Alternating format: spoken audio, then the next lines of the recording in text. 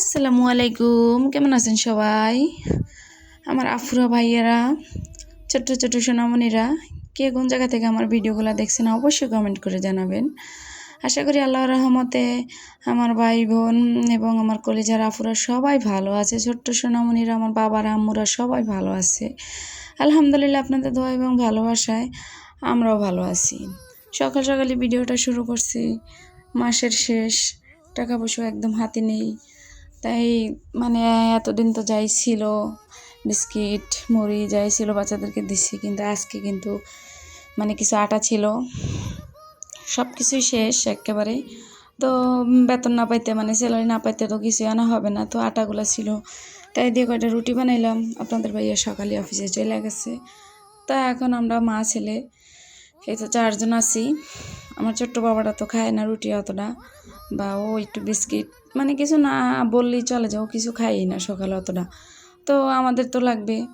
তাই এর জন্য সকাল সকাল উঠি মানে আগে অফ ক্যামেরা ঘরটা ঝাড়ু দিলাম, একটা ড্রেস কাটলাম, কাটার পর কিন্তু ওটা সেলাই করছি, করার পরে তারপরে যারা মানে হচ্ছে আপনার এই রুটিগুলো বানাইছি। যেহেতু আমার এই চ্যানেলটায় আগেও কিছু সেলাই কাটিং দেখাইছি, কিন্তু এখন আর দেখাই না। এখন আমি তো নতুন একটা সেলাইয়ের মানে একটা চ্যানেল খুলছি, রাবেয়া সেলাই ঘর। তো এর জন্য ওই চ্যানেলে আমি মানে কাটিং ভিডিওগুলো দিব, মানে সেলাই কাটিং ভিডিওগুলো দিব। আর এই চ্যানেলে শুধু রান্না বা আমার ছোট্ট সংসারে কী কী কাজ করি, সারাদিন কী করি না করি বাবাদেরকে নিয়ে, তাই শেয়ার করবো আপনাদের সাথে। আসলে কি আমার মানে আপনাদের ভাইয়া তো সকালে চলে যায়, ছেলেমেয়েগুলো স্কুলে থাকে, ছোট্ট বাবাটা নিয়ে আমার একাই থাকা লাগে। এর জন্য না কথা বলার মানে মানুষ পাইলাম আর কি, আপনাদের সাথে শুধু কথা বলবো, গল্প বলবো। তাই এই শহরের মানে উঁচু উঁচু দালান কোঠার মানুষগুলা না, দালানগুলো যতটা উঁচু কিন্তু মানুষের মনটা কিন্তু ততটাই নিচু। মানে এরা থাকে যার যার মতো শেষে থাকে, কেউ কারোর সাথে কথা বলে না, দরজা বন্ধ থাকে। আপনি নক যদি করেন তাহলেও হয়তো দরজাটা খুলবে, কিন্তু মানে মুখের দিকে তাকানো যাবে না, মুখটুক একদমই অন্যরকম থাকে।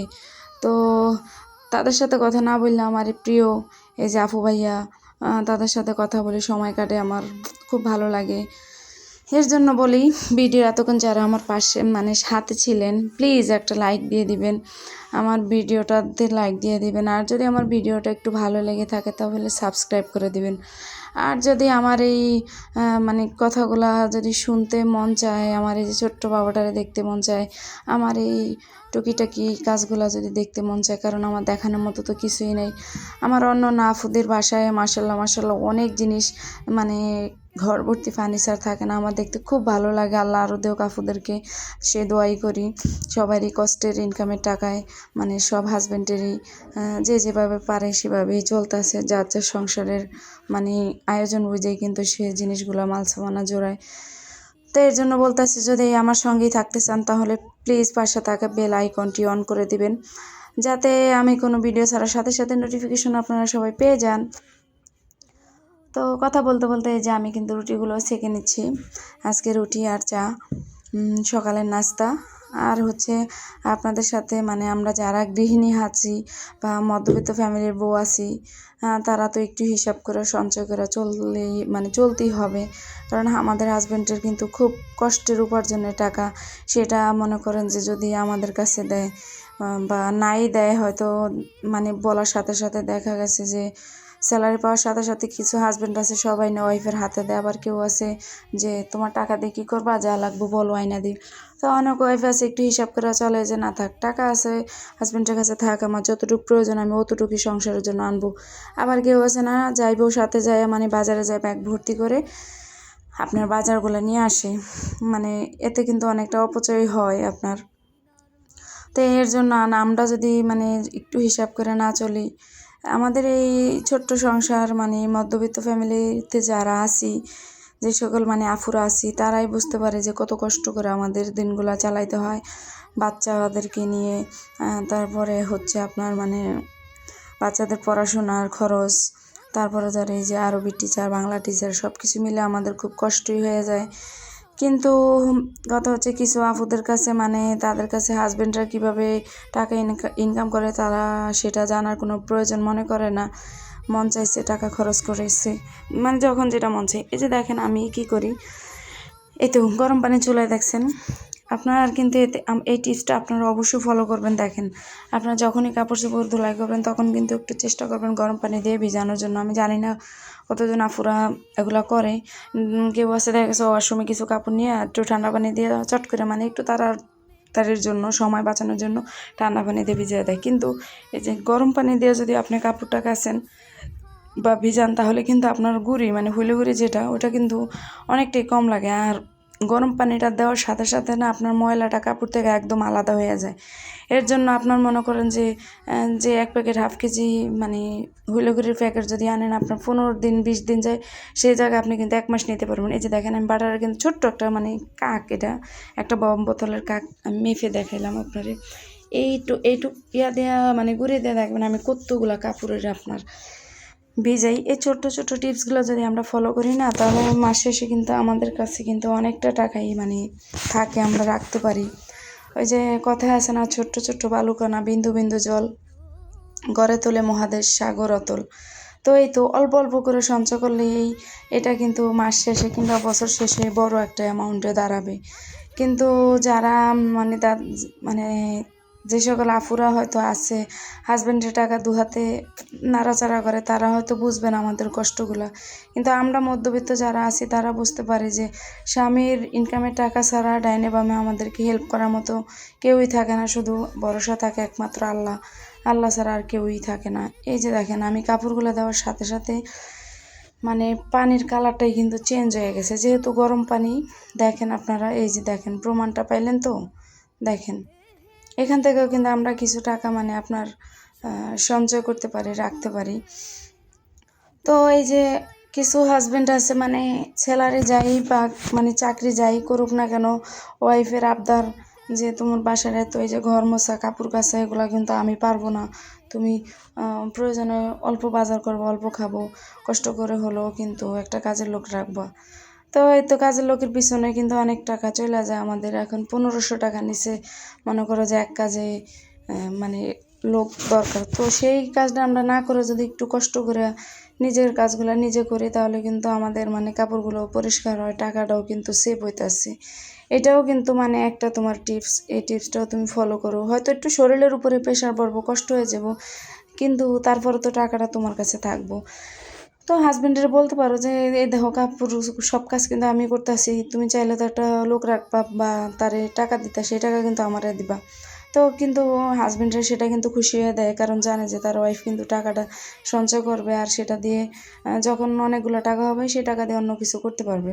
তারপর দেখো আমরা যারা ভাড়া বাসা থাকি তারা তো মানে কারেন্টের বিল, গ্যাস বিল এগুলো তো দেওয়াই লাগে। বাসা ভাড়া ছাড়াই কিন্তু কারেন্ট বিল, গ্যাস বিল, পানির বিল এগুলো কিন্তু আমাদের আলাদাই থাকে, সবাই জানো তোমরা।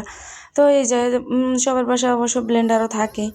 তো দেখো যদি একটু কারেন্টের মানে খরচটা কমাইতে চাও, এত মানে তরকারি যাই রান্না করো না কেন, অল্প একটু হলুদ মরিচ মানে পেঁয়াজ রসুন তুমি কিন্তু শিলপাটায় কিন্তু বেটে নিতে পারো যখন রান্না করবা তখন আর কি।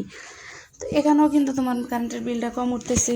যেমন সাপোজ আমি একটা উদাহরণস্বরূপ বলি, যেমন এই মাসে তোমার কারেন্টের বিল আসছে ধরো কত, যেমন 500 টাকা আসছে, কারণ এই মাসে তুমি হয়তো প্রেশার কুকার বা রাইস কুকার, তারপরে হচ্ছে তোমার মানে তাড়াতাড়ি লেগে ওখানে গ্যাসও সিলিন্ডারও পুরাইতেছো, আবার রাইস কুকারে ভাত রান্না করতেছো, তারপরে হচ্ছে আয়রন চালাইতেছো, তারপর হচ্ছে তোমার এই যে ব্লেন্ডার চালাইতেছো, আর ফ্রিজের বিল উঠতে আসছে, সব কিছু মিলে তোমার 1000 টাকায় বিল আসছো।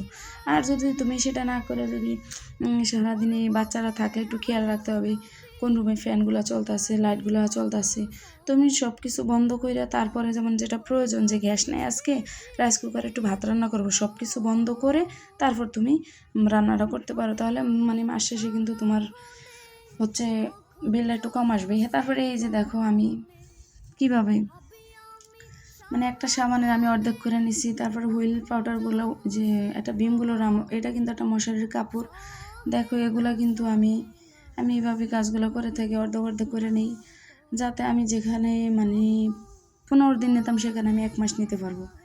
এখান থেকেও তুমি কিছু টাকা সঞ্চয় করতে পারো, কারণ আমি যদি এটা স্প্রেটা না পারাইলে না ভিডিওটা অনেক বড় হয়ে যায়, কারণ এমনিতেই অল্প ছোট্ট ভিডিও দেয়, তাই কিন্তু অনেক আপুরাই কিন্তু না ভিডিওগুলো মানে লাইক দেয় না। প্লিজ আপুরা যারা লাইক দেও না, আমি আবার মনে করে দিচ্ছি আমার ভিডিওগুলো দেখো, কিন্তু একটা লাইক দিয়ে দিও প্লিজ। একটা লাইক দিলে মানে আমি ভিডিওগুলো না করতে খুব উৎসাহিত হই, বুঝছো?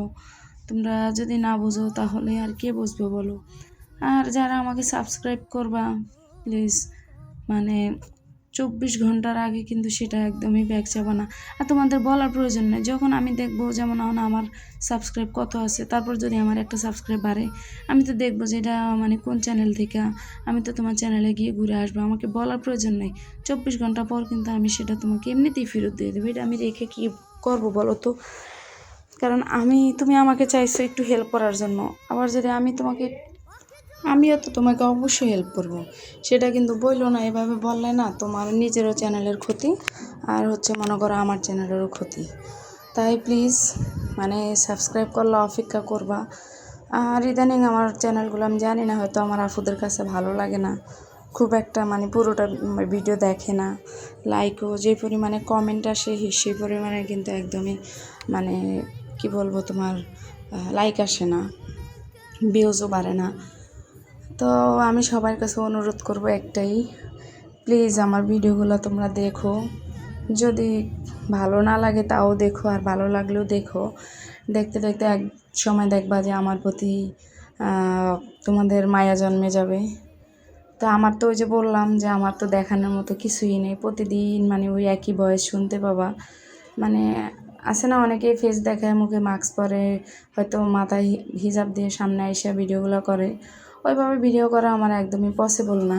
তো তোমরা তো জাস্ট আমার কাজগুলো দেখবা, কে কীভাবে কাজ করে, আর কথা বলা মানে কমেন্টের মাধ্যমে তো আমরা সবাই ভালো মন্দ সব কিছু সুখে দুঃখের কথাগুলো শেয়ার করে থাকি। তো এটুকুই তো যথেষ্ট, আর কি প্রয়োজন? একটা মানুষ তুমি আমার জিজ্ঞাইতেছো আমি সুস্থ আছি কিনা, ভালো আছি কিনা, আলহামদুলিল্লাহ, আর তো কিছু চাওয়ার নাই মানে তোমাদের কাছে। এর সাথে বড় চাওয়া আর কি আছে? আবার আমিও তো জিজ্ঞেস করতে পারি তোমরা কেমন আছো, আমার ছোটো ছোটো মানে বাবাগুলা কীরকম আছে জিজ্ঞেস করতে পারি।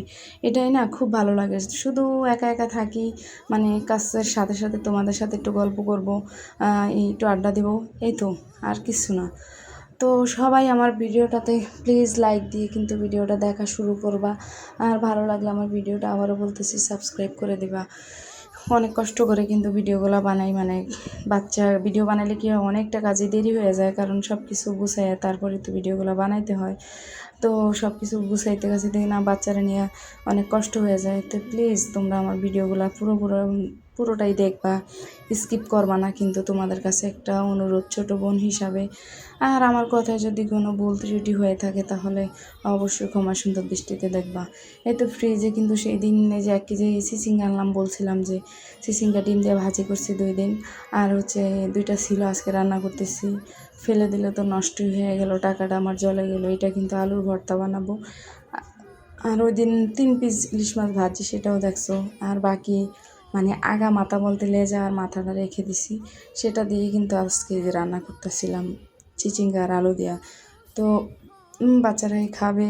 আবার হচ্ছে তোমার কালকের শুকনো ডাল ছিল, কালকের মুরগির গোশতের তরকারি ছিল, সব কিছু মিলে আজকের দিনটা ইনশাল্লাহ আল্লাহ রহমতে আল্লাহ নিয়ে যাবে, দিনটা শেষ হবে। আর হচ্ছে গরমের দিন তো সব কিছু তোমরা কিন্তু সব খাবারগুলো ঢেকে রাখবা সব সময়, একদম মানে ঢাকনা ছাড়া রাখবা না, কারণ গরমের দিনে কিন্তু প্রচুর পরিমাণে মানে তোমার মাছি থাকে। আর মাছি তাড়ানোর জন্য তোমরা অবশ্যই মানে এই যে ওই কি লাইজল আছে, তারপরে হচ্ছে তোমার স্যাভলন, এগুলা দিয়ে কিন্তু মানে ঘর মুছবা, রান্নাঘরের তারপরে শেলগুলো মুছবা, তাহলে দেখবা না মাছি অনেকটাই কমে গেছে। কারণ স্যাভলন বা লাইজলের গন্ধ কিন্তু মাছি নিতে পারে না, তখন না মাছি গন্ধগুলো না নেওয়াতেই তখন আর কি তোমার মাছিগুলার বাসার ভিতরে অত থাকে না, মানে শুইলে নাকে মুখে যখন উড়ে, মশার থেকে মাছি জ্বালায় বেশি, খুব খারাপ লাগে। তো এই যে আমি আলুর ভর্তাটাও কিন্তু বানিয়ে নিতেছি, আমি সব কাজগুলো সেরে তারপর আমার ছোট্ট বাবাটাকে কিন্তু এখনও গোসলও করাইনি, আর গরমের দিন তো এর জন্য আমি একটু দেরি করে গোসল করাই। আবার অনেকগুলো কাপড় ভিজিয়ে রাখছি, ওগুলোও কিন্তু আমার ধুইতে হবে। ওই যে বললাম না আমার হেল্প করার মতো তো কেউই নাই, আমার কাজগুলো কিন্তু আমাকেই করতে হবে, কি আর করব। মানে বাচ্চাদের পড়াশোনার পিছনে দিয়ে তারপরে ওদেরকে ওষুধ খাওয়ানো সব কিছুর খরচ তো আমার এই একজনের টাকার উপরেই নির্ভর। তাই একটু হিসাব করে না চললে তো হয় না। এই মাছটা জানো না, আমি কিন্তু কোনো মাছ মাংস কিচ্ছুই কিনি নেই। তাহলে তোমাদের প্রশ্ন থাকতে পারে, তাহলে কি মানে কী খাইছো যদি নাই কিনো? না, আল্লাহ আলহামদুলিল্লাহ আল্লাহ খাওয়াইছে।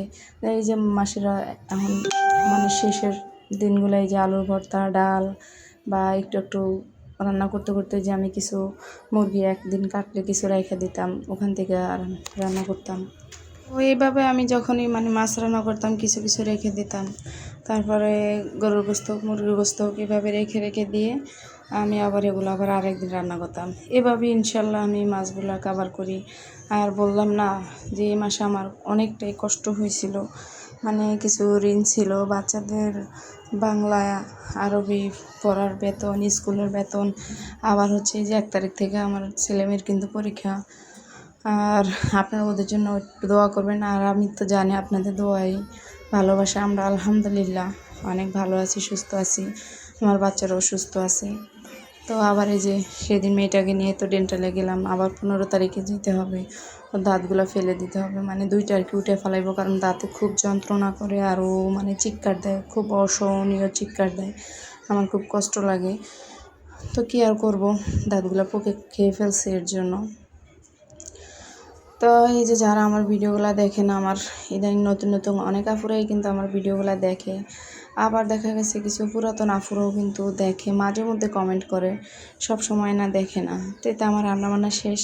দেখেন এটা কে, আমার ছোট্ট বাবাটা, আমার পরাণ এটা হচ্ছে, মানে অবশ্যই মাশাল্লাহ বলবেন, এটা কি গোসল করাই দিছি, আমি কিন্তু ওয়াশরুমে গোসল করাই দিছি।